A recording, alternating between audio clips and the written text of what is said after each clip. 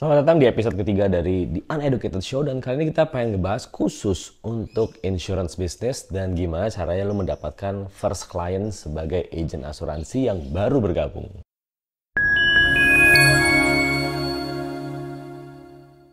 Semua orang pasti pernah nanya lah ya, gimana sih ketika mulai pertama kali jadi agent asuransi dapetin klien pertamanya tuh dari mana? Karena ketika kita mulai, ini kita set up kondisi, setting, dan konteksnya dulu aja sebelum kita lanjut lebih dalam. Kita mulai dengan konteksnya adalah lu baru banget bergabung, itu yang pertama. Kedua, lu tidak punya background di bidang social media, jadi nggak pernah ada pengalaman bikin konten, nggak punya personal brand, dan lain-lain. Jadi lu benar-benar semua dari nol, langsung masuk ke dalam industrinya dan pengen coba jual asuransi di tahun 2025 ini. Nah sekarang itu konteksnya, sekarang kita akan mulai. PR dari agent-agent asuransi yang baru bergabung di dalam industri asuransi adalah trust dan network. Jadi ketika kita mulai bisnisnya, yang paling penting yang kita mesti sadarin paling pertama adalah kita tuh belum punya kepercayaan di mata teman-teman kita. Persepsinya masih, ini orang baru jadi agent, mau gak ya sama dia ya, itu yang pertama. Terus kita mesti bisa mulai lihat network kita. Apakah kita punya network sebagus itu? Makanya kenapa tadi gue set up kondisinya bahwa ini adalah orang-orang yang tidak pernah bangun personal brand. Oke, network. Ketiga, udah pasti lu nggak ngerti ini produk apa yang lu mau jual. Oke, jadi kita mulai dari 3 poin ini dulu aja. So, step pertama untuk bisa mendapatkan klien asuransi pertama lu. Let's say first 5 gitu ya, 5 yang pertama. Nomor 1 yang lu mau lakukan paling pertama adalah menguasai produk sedemikian rupa. Oke, jadi lu mau pelajarin produknya sedemikian rupa, karena sales mana yang nggak ngerti produk ketika mau jualan. Sales ketika mau jualan, apapun yang terjadi dia harus ngerti produk nomor 1. Dia harus ngerti luar dalam, ya kan, positif negatifnya, bagus jeleknya, plus minusnya. Semua harus lu kuasain sedemikian rupa, karena kalau nggak, gimana cara lu jualnya kalau lu kagak tahu apa yang lu mau jual. Itu yang pertama. Yang kedua, soal produk ya. Kedua soal produk adalah gini. Lu ngerti gimana caranya obrolan ini ya, ketika lu lagi prospek, lu bisa bawa obrolan ini ke topik-topik yang lu mau arahkan ke penjualan. Harus bisa ke arah sana. Karena kalau enggak, kalau orang nggak pernah tahu lu agent dan lu baru mau jualan, seorang gini, kita mau ngomongin apa? Ya kan, gue pengalaman lah dengan agent-agent yang baru gitu ya. Terus agent-agent yang baru tuh karena nggak ngerti produk, jadinya tuh ketika ngobrol kayak, ya intinya lu kalau masuk rumah sakit dibayarin deh. Ya nggak bisa begitu dong. Kalau lu ketemu nasabah yang gampang sih mungkin aja bisa jual ya. Tapi kalau nasabah lu belum apa-apa udah kritis, kritis tuh bukan penyakit kritis ya, tapi lebih pemikirannya kritis, terus orangnya skeptis, walah kalau begitu ya lu goodbye, nggak akan bisa jualan. Tapi kita pengen bisa menguasai produk sedemikian rupa supaya dia tuh percaya kalau lu tuh ngerti apa yang dijual. Jadi obrolannya pun bisa lu buat. Jadi kadang-kadang gini, ketika kita menguasai produk ya, produk mastery. Ketika kita menguasai produk, kita tuh malahan jadi kayak robot. Sedangkan kalau lu bisa, seluruh rangkuman dari proposal lu jadikan bentuknya obrolan. Jadi yang paling pertama adalah penguasaan produk, dan juga gimana caranya lu bisa ngobrolin produknya dengan baik. Kemudian apalagi yang lu butuhkan? Menurut gua, sebelum kita masuk ke network, ke trust, percaya kalau produknya itu membantu. Artinya mindset lu harus tepat dan kuat. Kalau sales nggak percaya sama produknya, kalau sales nggak punya produknya, khususnya lu di insurance, lu nggak even punya produknya, gimana caranya lu bisa meyakinkan orang kalau misalkan dia sakit dibayarin, amit-amit dia meninggal uangnya dikasih, kalau dia terkena penyakit kritis dibayarin, tabungannya setelah 5-10 tahun bisa dibalikin. Kalau lu nggak punya produknya dan lu nggak punya pengalaman dengan produknya, gimana cara lu meyakinkan orangnya? Jangan-jangan yang bikin lu nggak pede bukan karena lu nggak ngerti produknya, tapi karena lu nggak pernah punya pengalaman dengan produknya, atau bahkan lu nggak even punya produknya. Jadi mindset pertama yang lu mau set adalah, ya lu harus punya produknya, lu percaya sama produknya. Yang kedua mindset yang lu mau set up adalah gini, bahwa di meja makan ini, gua yang paling ngerti asuransi. Meskipun mungkin nggak meskipun lu baru belajar, meskipun lu baru ngerti. Tapi that level of mindset itu penting, karena kalau enggak lu akan ditanya dikit lu langsung goyah, langsung gemeteran akhirnya nggak bisa jualan lagi. Jadi menurut gua itu penting. Oke, nah sekarang kita masuk ke itu ya, kita udah set up foundationnya gitu ya, product mastery dan juga mindsetnya. Sekarang kita masuk ke hal yang penting, network dan trust. Kita lihat selalu di leader-leader asuransi selalu mengajarkan tentang 100 bank nama pertama. Bahkan ada beberapa leader yang mengajak agentnya menuliskan 200 nama. Which is, menurut gue, it's a very vast network gitu ya. Gede banget itu networknya, 200 orang tuh extremely huge menurut gue. Salah kah? Menurut gue nggak salah sih.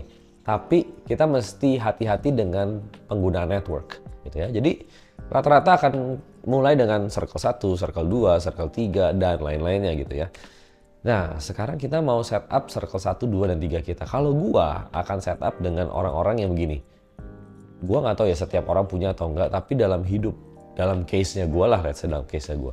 Dalam case-nya gua, kayaknya 5, 10, sampai 20 case atau 20 clients pertama gua adalah orang-orang yang gua ngomong apa juga dia beli.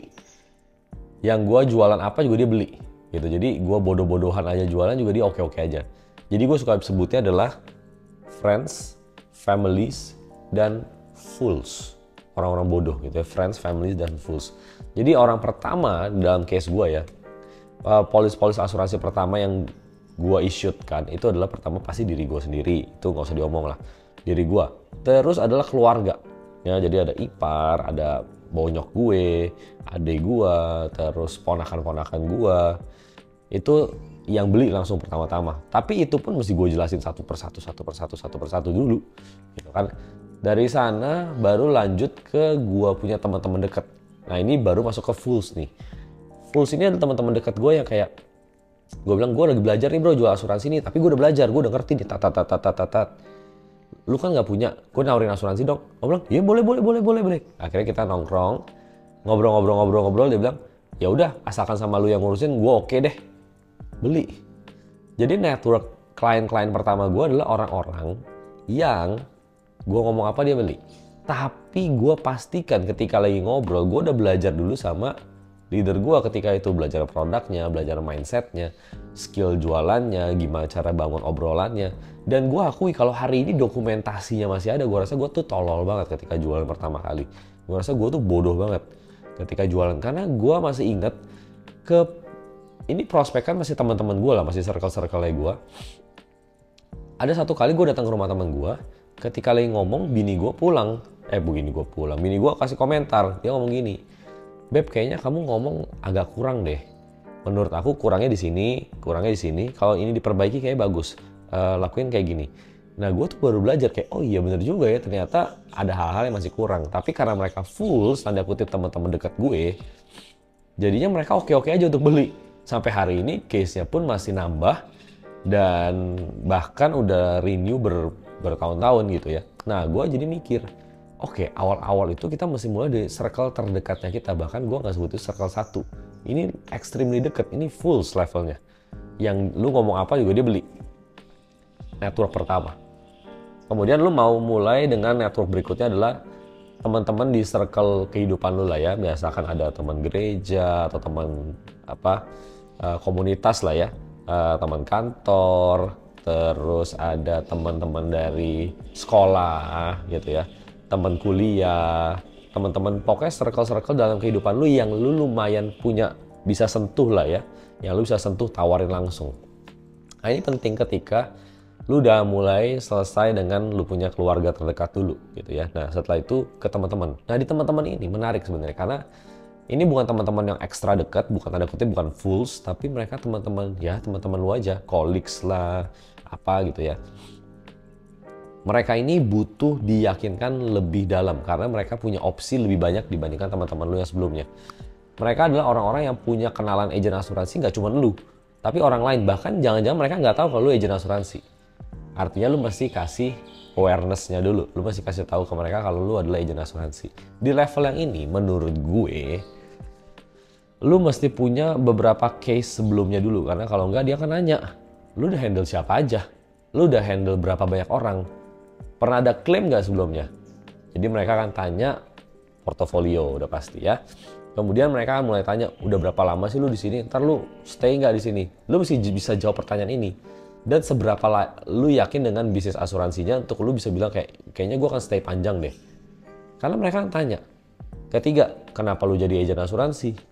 Bisa nggak kita jawab pertanyaan ini? Karena ini membuat mereka semakin yakin kalau lu adalah orang yang tepat untuk ngurusin duitnya mereka. Ya. Keempat, seberapa lu ahli dengan produknya? Karena bisa jadi di era dimana informasi bisa didapatkan dengan begitu mudahnya, bisa jadi calon prospek lu lebih mengerti produk asuransi dibandingkan lu. Kalau itu sampai kejadian, jangan ngarep jualan. Menurut gua akan sangat susah obrolannya. Oke? Jadi network berikutnya adalah teman-teman kolega lu. Nah, ini penting banget untuk di-manage dengan baik. Penting untuk mereka dapetin gini. Mereka dapatkan trust, experience yang positif, dan juga obrolan yang positif dengan lu. Karena ini akan ngaruh ke video berikutnya aja, ngomongin soal gimana cara membangun mesin referral gitu ya. Tapi kita nggak akan bahas di sini karena kita mau bahas tentang 5 klien pertama lu. Ini udah lebih dari 5 nih ya. 5 pertama lu adalah teman-teman deket tadi. Nah, sekarang ngomongin network udah selesai gitu ya. Kita nggak usah sampai ke network kedua, network ketiga, dan lain-lainnya. Itu nanti kita bahas di video ya, karena kalau nggak panjang. Tapi circle pertama lu ya, full study, dan juga teman-teman lu itu yang wajib lu manage pertama. Nah, sekarang setelah kita bahas network, kita mau bahas soal trust. Gimana caranya mereka bisa percaya kalau lu adalah orang yang tepat. Ya, karena gini, gua ketika mulai juga punya problem. Teman-teman gue tanya begini, lu tuh suka gonta-ganti kerjaan bro. Gimana caranya gue yakin kalau ini adalah kerjaan lu yang terakhir? Ini insurance soalnya. Kalau sebelum-sebelumnya kita beli, ya it's okay lah. Tapi ini insurance, ini penting buat gue. Jadi, seberapa lu yakin kalau lu akan stay di industri ini? Nah, akhirnya gue jawab lah dengan berbagai macam cara ceritanya gue. Apakah cerita gue bisa lu dapatkan? Ya, lu kalau mau dapetin ya bisa tanya gue lah. Cuman, setiap orang punya ceritanya masing-masing dan gimana caranya mereka convicted sama this business gitu ya. Jadi gue gak akan cerita di sini cerita gue kayak gimana, tapi gue bisa meyakinkan mereka bahwa ini akan gue lakukan. Itu yang pertama. Yang kedua, mereka harus percaya dari sisi perusahaan gitu ya. Mereka tadi udah percaya sama lu, sekarang mereka percaya dari perusahaannya. Perusahaan lu bagus gak? Perusahaan lu aman gak? Kok gue suka dengar berita-berita kayak begini. Kedua, trust terhadap perusahaannya. Oke, jadi lu harus bisa jawab gimana caranya mereka bisa yakin bahwa perusahaannya itu benar dan perusahaannya bisa membantu mereka dan perusahaannya tidak akan menghilang. Penting, oke? 3, kepercayaan terhadap produknya. Nah, kepercayaan terhadap produk itu masih bisa dijawab oleh agennya. Artinya lu harus bisa menjelaskan produknya dengan baik. Karena kalau tidak, ya gimana caranya gue beli gitu ya. Gimana caranya gue bisa yakinkan gue menaruh duit belasan juta, puluhan juta, bahkan ratusan juta ke lu kalau produknya aja gue gak yakin. Oke, jadi gimana caranya lu bisa meyakinkan calon prospekan lu untuk taruh duit puluhan, ratusan, belasan juta ke lu lewat produk ini. Artinya gini, trust ini dibangun lewat apa aja. Satu, yang paling gampang adalah trust dibangun lewat waktu gitu ya. Over time memang trustnya akan kebangun. Ya, yang pertama adalah semakin lu lama di asuransi, orang-orang akan makin percaya. Tapi kalau lu cuma memakai waktu, trust ini akan dibangun sangat lambat. Sangat-sangat lambat. Lu akan butuh waktu belasan tahun untuk bisa bangun a very strong personal brand on your business gitu ya. Tapi lu bisa bantu bangun trust ini lewat yang kedua, namanya otoritas. Otoritas ini adalah gimana caranya lu menunjukkan keahlian lu tanpa ngomongin secara langsung. Caranya gimana? Ya lu bisa tunjukin kalau lu bikin konten. Yang pertama pasti bikin konten. Kedua mungkin lu menang trip. Itu tapi takes time dong, setahun kemudian lu baru bisa menangin tripnya. Menangin MDRT, itu bisa kasih meningkatkan kepercayaan.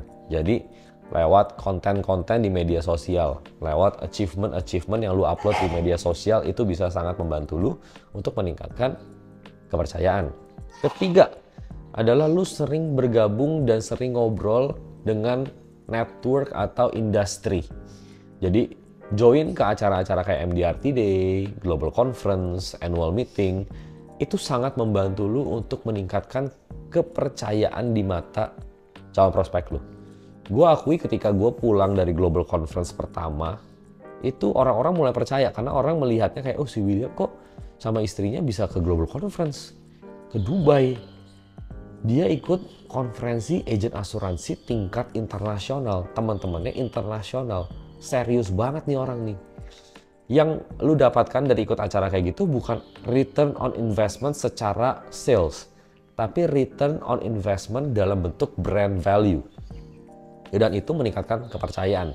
Ketika agent punya tanda kutip jadi brand, orang percaya. Nah, kepercayaan itu dibangun dengan cara-cara kayak tadi lah ya. Terus ada lagi ya mungkin pengalaman lu ngurusin klaim, lu makin jago berbicara dan lain-lain. Tapi itu semua akan masuk ke level otoritas. Nah, ketika lu udah spend waktu di sini, lu bangun otoritasnya lewat konten, lewat pengalaman, lewat achievement, segala macem, dan lu ikut ke dalam acara-acara industri punya conference atau industri punya events, dan lu network dengan kolega-kolega yang ada, orang makin percaya sama lu sebagai agen asuransinya. Jadi di level-level awalnya, ketika lu awal-awal bergabung, ya tentu lu belum tentu kenal banyak sama agent, tapi lu bisa jual tanda kutip leader lu. Lu bisa jual dokumentasi kehidupan lu. Kan lu suka bilang, gue baru jadi agent, gimana cara gue bikin konten, gue kan gak ngerti-ngerti banyak. Document your progress. Itu akan sangat-sangat membantu orang untuk melihat diri lu sebagai ahli atau otoritas di media sosial, karena mereka akan melihat gitu ya. Jadi ini panjang banget pasti obrolannya, tapi the first 5 memang nggak gampang gitu ya, khususnya dalam membangun kepercayaan.